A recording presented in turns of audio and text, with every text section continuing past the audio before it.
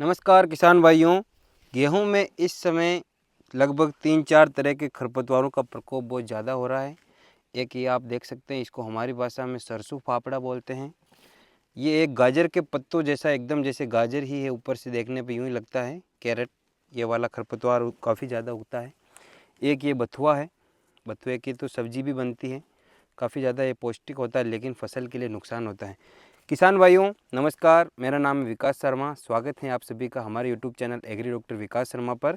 गेहूं की फसल में इस समय लगभग गेहूं की फसल 35 से लेकर 40 दिन की हो चुकी है। 30 से लेकर 31 दिन की अवस्था पर आप सबने लगभग सिंचाई की होगी, और उस सिंचाई के बाद जो सबसे बेस्ट टाइम होता है खरपतवार नियंत्रण का, वो यही होता है कि जब अपनी फसल लगभग 32 से 35 दिन की हो जाए, तो जो अपन पहली सिंचाई करते हैं 22-25 दिन के ऊपर, उसके बाद नमी भी थोड़ी कम हो जाती है, और वही नमी अपने खरपतवार नियंत्रण के स्प्रे में भी काम आती है। क्योंकि कोई सा भी खरपतवार नियंत्रण अपने को करना हो, उसके खेत में नमी होना आवश्यक है। तो बात करते हैं खरपतवार नियंत्रण क्यों आवश्यक है। क्योंकि ये जो स्टेज हैं पौधे की ग्रोथ की स्टेज हैं, इस समय ज़्यादा से ज़्यादा कल्ले फूटते हैं। अपन जो भी बेसल डोज के समय जो खाद डालते हैं वो, इसके अलावा पहली सिंचाई के समय जो खाद डालते हैं वो, दूसरी सिंचाई के समय जो खाद डालते हैं यूरिया जिंक सल्फेट वगैरह जो भी, उन सब का जो अपने कंपटीशन करते हैं खरपतवार। एक तो खरपतवार कंपटीशन करते हैं खाद में, एक करते हैं पानी में, एक करते हैं जगह में। क्योंकि आपने देखा होगा, ये आप देख सकते हैं यहाँ पर, ये पूरी जो ये मेड़बंदी है, ये इसके ऊपर खूब सारा चारा उगा हुआ है। तो ये जब ये खरपतवार बड़े होंगे तो जगह के लिए भी खरपतवार पौधों से कंपटीशन करते हैं। तो इसका लगभग 40 से लेकर 45% तक अपनी प्रोडक्शन में ये नुकसान पहुंचा सकते हैं। तो इनका नियंत्रण आवश्यक है।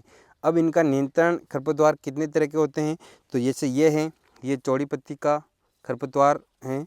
इसके अलावा ये जो गाजर वाला जो है, ये सकड़ी पत्ती में आते हैं। बहुत सारे तरह तरह के खरपतवार उगे हुए हैं। तो इनका नियंत्रण अपन किस प्रकार से करें, तो किसान भाइयों, सिजेंटा कंपनी का जो एक्सेल है, एक खरपतवार काफ़ी ज़्यादा और उगता है, अभी उसकी अपन पहचान नहीं कर सकते, मंडूसी, जिसको गुल्ली डंडा भी बोलते हैं। वो तो काफ़ी ज़्यादा नोटोरियस खरपतवार उसको बोल सकते हैं। काफ़ी ज़्यादा उसका मतलब उसको अपन पहचान भी नहीं सकते, उखाड़ भी नहीं सकते। जब फसल बड़ी होती है तभी उसके फूल जो आते हैं, बालियाँ, उसी से पता चलता है। तो जो किसान मंडूसी से परेशान है, तो मंडूसी के नियंत्रण के लिए एक सबसे बेस्ट खरपतवार नाशी है, वो है सिजेंटा कंपनी का एक्सेल आता है। उसके अंदर जो कंटेंट है वो पिनॉक्सीडेन आता है। उसका काफ़ी ज़्यादा अच्छा रिजल्ट है गुल्ली डंडा के नियंत्रण के लिए। अब कोई किसान भाई कहें कि हमारे तो चौड़ी पत्ती वाले खरपतवार भी उगे हुए हैं और सकड़ी पत्ती वाले भी उगे हैं, तो चौड़ी पत्ती वाले खरपतवारों के लिए बेस्ट रहता है मेट सल्फ्यूरोन मिथाइल। इसका अगर आप स्प्रे करें, बहुत सारी कंपनियों का आता है, अलग अलग कंपनियों का, जैसे सिजेंटा हो गया, टाटा हो गया, श्री राम हो गया, मेट सल्फ्यूरोन, बहुत सारी कंपनियां बनाती हैं। बहुत सारे किसान भाई कहते हैं कि हम अलग अलग नहीं डाल सकते हैं।